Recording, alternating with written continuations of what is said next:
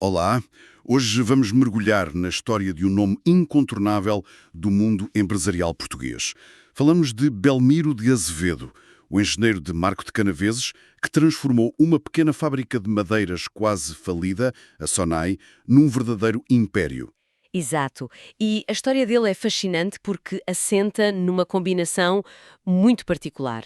Visão de longo prazo, uma frugalidade quase lendária e uma aposta fortíssima na meritocracia. Sem dúvida. Considerado por muitos o maior empresário português do pós-25 de Abril. E com uma personalidade muito vincada, não é? Sim, muito frontal, um trabalhador incansável, mesmo workaholic. Obcecado pelo conhecimento e super competitivo. Dizem que jogava squash todas as manhãs com uma energia. Incrível. E o mais interessante é que esta história está cheia de lições. Lições práticas de negócio, de liderança, que servem para qualquer pessoa, acho eu, independentemente da escala do projeto. Sem dúvida. Dá que pensar. Vamos então às origens. Vamos a isso. Belmiro Mendes de Azevedo. Nasceu em 38, em Tuías, Marco de Canaveses. Família humilde, pai carpinteiro e agricultor, mãe costureira, o mais velho de 8 irmãos. Pois, um começo que não fazia prever o futuro de todo. E é curioso como a ética de trabalho dele apareceu logo em criança. Ele chumbou na primeira classe, sabia? A sério? Não sabia disso. Enfim, mas depois recuperou de tal forma que mudou de escola e saltou um ano. Foi direto para o terceiro. Uma capacidade de dar a volta por cima. Impressionante, desde miúdo. E aos 14 anos já dava explicações para pagar os estudos. Mais de 10 horas por dia, às vezes. Isso é fundamental para o perceber, essa resiliência. Mas não só. A falta de facilitismos, como ele dizia não ter doutores nem engenheiros na família, obrigou a ser autónomo, a procurar conhecimento por si. Aquela frase dele. Exato, numa entrevista ao Expresso, ele disse: "Sou obsessivo quanto ao conhecimento." E essa obsessão não era um luxo, era, quer dizer, uma ferramenta para sobreviver e progredir, resolver problemas com o que tinha. E essa busca continuou na Faculdade de Engenharia Química no Porto. Terminou em 63 com média 16. Bom aluno. Muito bom. E ainda fez a tropa, jogou handball no FCP. Sim. E foi assistente na faculdade por pouco tempo. Uma juventude muito preenchida. Mas não ficou por aí, pois não, a formação continuou. Nem pensar. Ele percebeu que precisava de mais. Gestão, finanças. Foi fazer um PhD em Harvard em 73. E depois Stanford em 85, Wharton em 87. Exatamente. Nunca parou de aprender formalmente. E essa combinação é chave. O conhecimento técnico da engenharia, muito analítico, mas complementado com a visão de gestão das melhores escolas do mundo. E, claro, a aprendizagem informal, a leitura constante. Ele nunca achou que já sabia tudo. Faz todo o sentido. Isso leva-nos à Sonai. Entra em 65, com 27 anos, diretor de Investigação e Desenvolvimento. E a Sony na altura era o quê? Uma pequena fábrica de aglomerados? Pequena e, segundo ele, tecnicamente falida. Um desafio enorme. E ele sobe na hierarquia a uma velocidade estonteante. Em 2 anos de diretor-geral e administrador delegado. Como é que isso acontece? Ele dizia que era terra de ninguém, sem grandes quadros, que o bom senso chegava. O bom senso ajuda, claro. Mas revela sobretudo uma capacidade enorme de diagnóstico rápido, de tomar decisões difíceis e, mais importante, de executar. Naquela terra de ninguém, era preciso coragem. A citação dele dessa época que é muito Belmiro.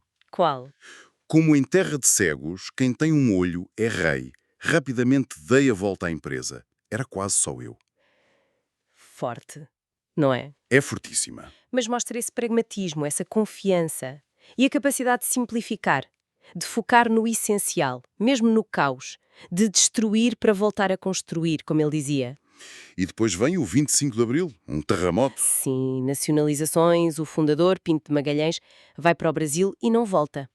O capital da Sonai fica disperso, muito na mão do Estado e dos bancos nacionalizados. Incerteza total. Mas o Belmiro, Vê uma oportunidade. incrível. Lá está a visão contracorrente. Em plena revolução, começa a fazer o quê? Começa a convencer os colegas, os trabalhadores, a venderem-lhe as ações que o Estado lhes tinha dado.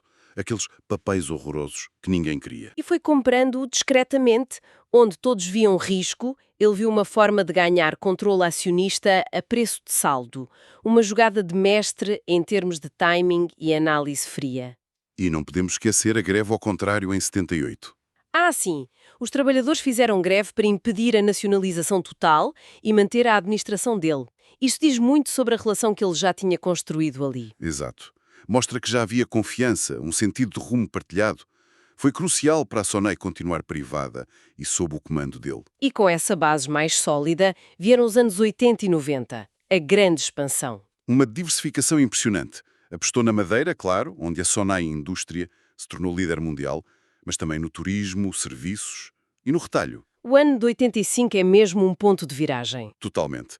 A Sonai Investimentos entra em bolsa e abre o primeiro continente em Matosinhos, uma parceria com os franceses da Promodes. E foi uma autêntica revolução. Mudou a forma como se faziam compras em Portugal. E a expansão continuou, mas com uma filosofia interessante que ele definiu nessa altura, não foi? Sim, ele não criou uma grande empresa pesada e burocrática, criou um conjunto coerente de pequenas e médias empresas, cada uma com o seu foco. E assim nasceram as várias Sonais. Exato. A Sonai Imobiliária em 89, com os grandes centros comerciais, Colombo, Norte Shopping, a Sonai Com, com a Rádio Nova, o Público em 90, a Optimus em 98, a Sonai Capital para o turismo e o retalho especializado com a Wharton em 95. Uma arquitetura complexa. E o financiamento para tudo isto? Uma mistura. A bolsa foi importante, mas ele usou muitas parcerias estratégicas e o tal desinvestimento parcial. Vender partes de negócios para atrair parceiros. Exato. Parceiros que trouxessem dinheiro, tecnologia, acesso a mercados, como fez com a Promodes, mas com uma condição: nunca venderam um preço barato. Ele sabia o valor do que tinha e negociava com unhas e dentes. Pragmático, sim, mas a defender o seu. Mas, claro, este crescimento todo também teve momentos difíceis. Início dos anos 2000, a bolha .com, a dívida a subir. Sim, a Sonai passou por apertos. E a resposta dele foi: Rápida e pragmática, como sempre. exatamente. Plano de redução de dívida, venda de ativos não estratégicos. Era a filosofia do um pé no travão e outro no acelerador. Sabia arriscar, mas também sabia ser prudente quando era preciso. Essa capacidade de gerir a mudança. Era essencial para ele. Há aquela citação dele. A nossa estabilidade é sermos instáveis. Essa mesma. Ele achava que a tensão, o caos organizado, mantinha a empresa alerta, inovadora, ágil. A estabilidade era estagnação, para ele. Falando em desafios e tensão, Belmiro nunca fugiu a um bom confronto estratégico. A OPA hostil à Portugal Telecom em 2006-2007. Que momento! Uau, essa foi mesmo uma jogada de grande audácia.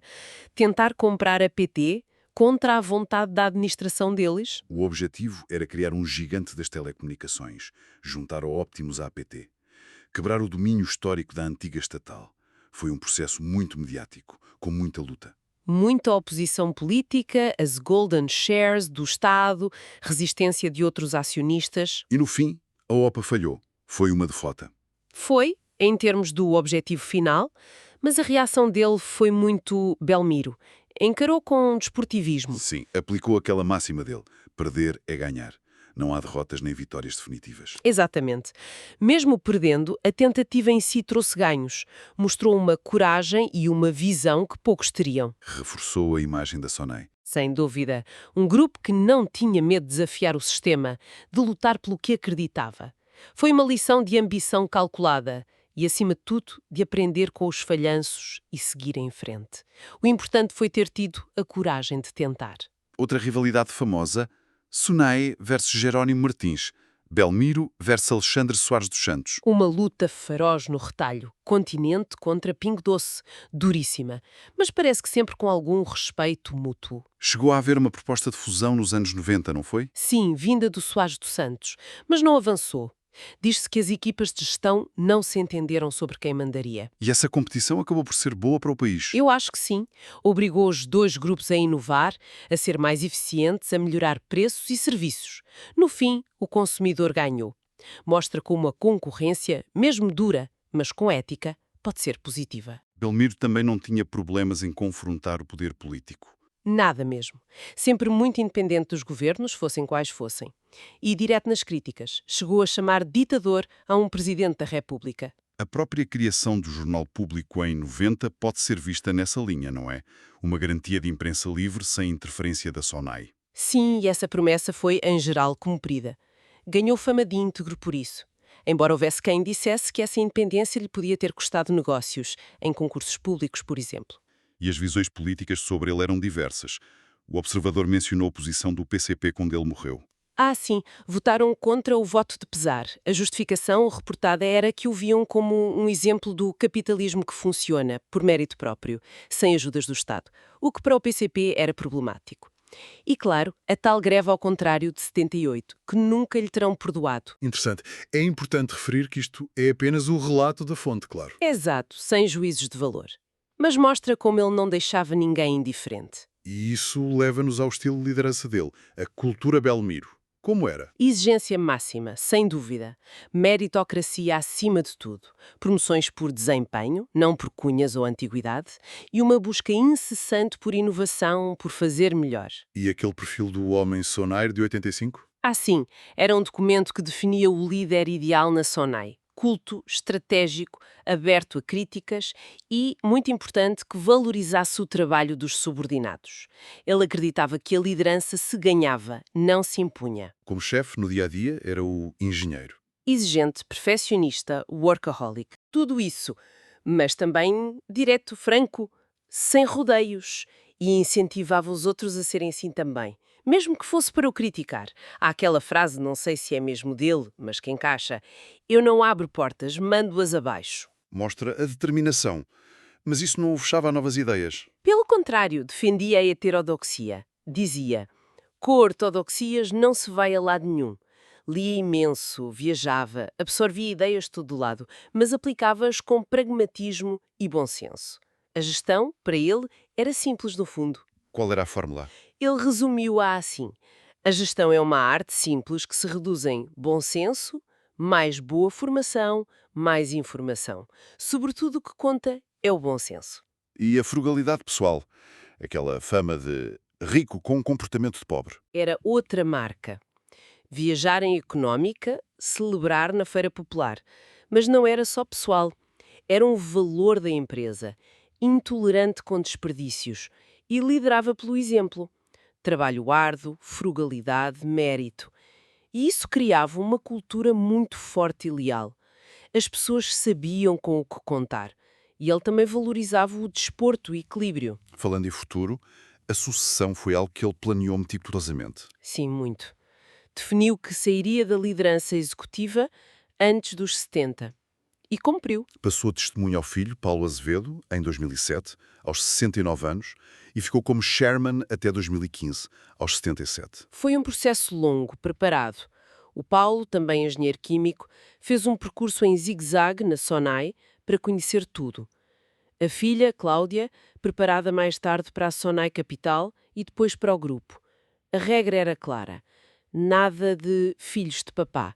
Tinham de provar o valor. Ele considerava que tinha sido a sucessão mais bem planeada em Portugal. E olhando para outros casos, foi de facto exemplar. Pensar na sucessão atempadamente é crucial e ele percebeu isso. Pensou na SONAI para lá da sua vida. Belmiro de Azevedo faleceu em novembro de 2017, com 79 anos. Deixou um legado gigante, um dos maiores grupos privados do país, milhares de trabalhadores, presença global e uma fortuna pessoal enorme.